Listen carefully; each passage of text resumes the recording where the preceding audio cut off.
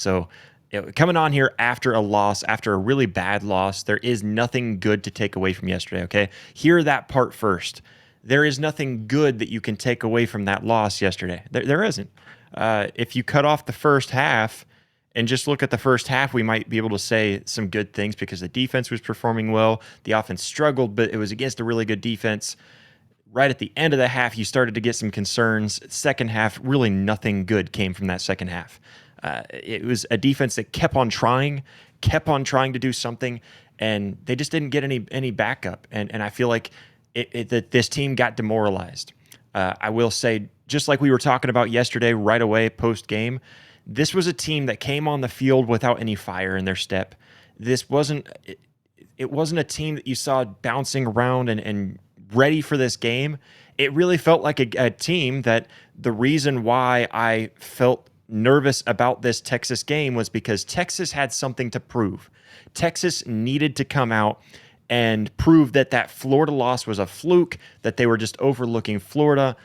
Texas needed this win because they don't have any, their backs are up against the wall. They don't have anything that they can do other than win.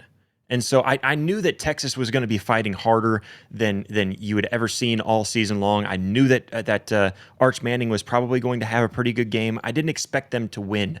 Okay, so I thought this game would go just about exactly how it did. I just thought Oklahoma would have been on the winning side of it.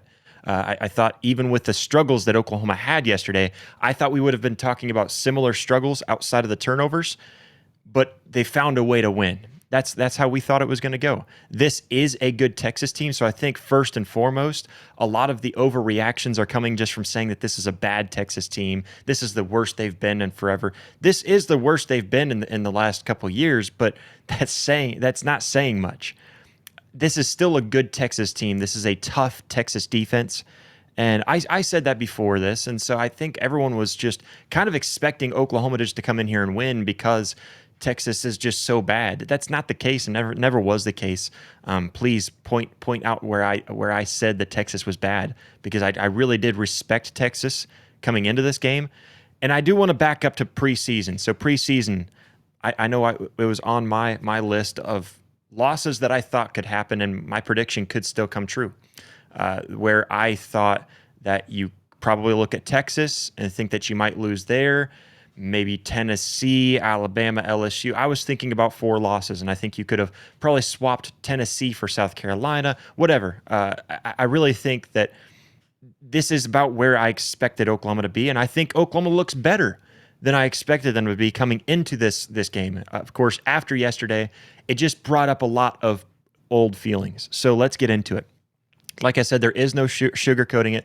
It was a bad performance, okay? And don't take anything I'm saying to mean that I think Oklahoma's fine, that they're going to go win a national championship, because I don't feel that way. I will say this. I think that it takes a lot of confidence away from this team, where I would sit here and tell you that going into the South Carolina game, that I feel confident that Oklahoma's going to win that, because before yesterday, I felt confident that Oklahoma would win that South Carolina game.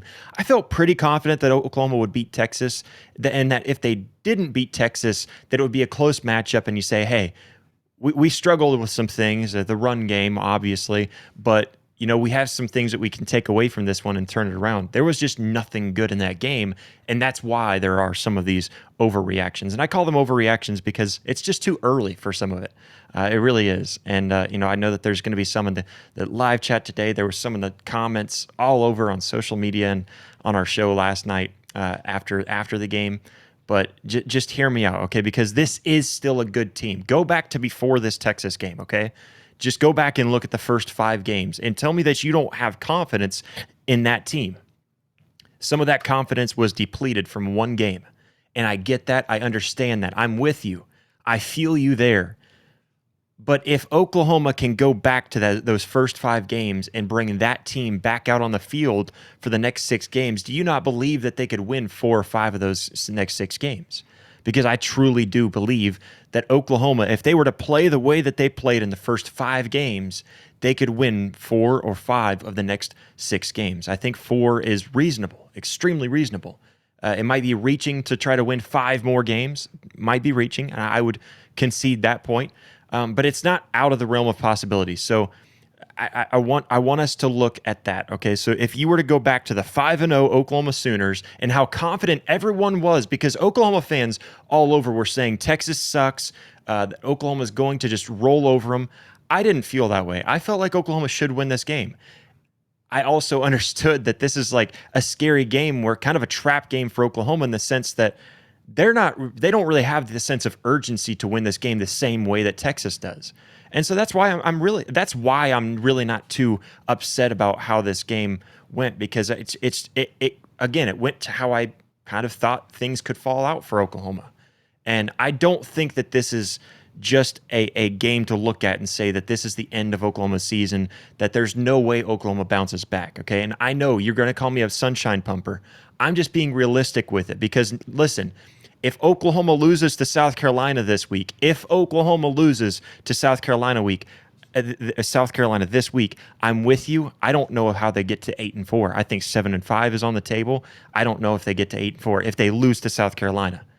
I really don't think that I am going to be overreacting with you guys at that point. But right now, I'm just not ready for it, because they had one bad half of football. The first half wasn't bad. There was just that last drive that was bad. It was really stupid play clock management, and really dumb call to try to heave it to the end zone with an injured quarterback. I don't care. I will say I don't think that John Mateer had any kind of issues as far as his hand goes physically too much. I do think it bothered him to some point. I think it affected some of it. I don't think it bothered him. I think it affected him to some extent. But overall, that was not the issue with John Mateer. And he even said it post-game. It was all mental.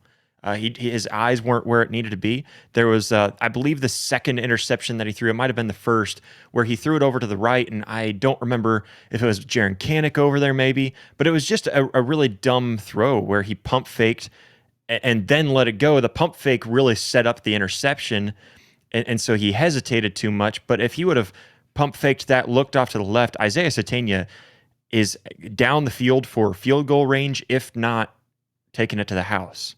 So I think that that's the case.